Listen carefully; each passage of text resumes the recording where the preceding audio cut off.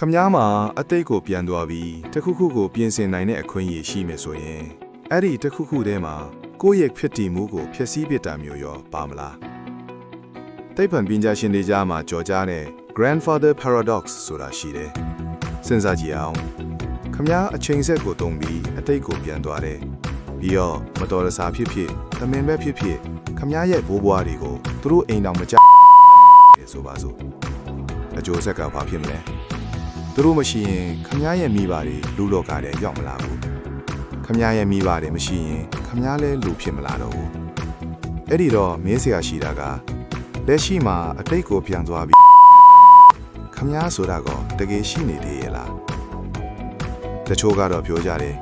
ခမ ्या အတိတ်ကိုပြောင်းလဲလိုက်တဲ့ခဏမှတည်းစัจ java လာကနှစ်ခုကွဲသွားပြီတဲ့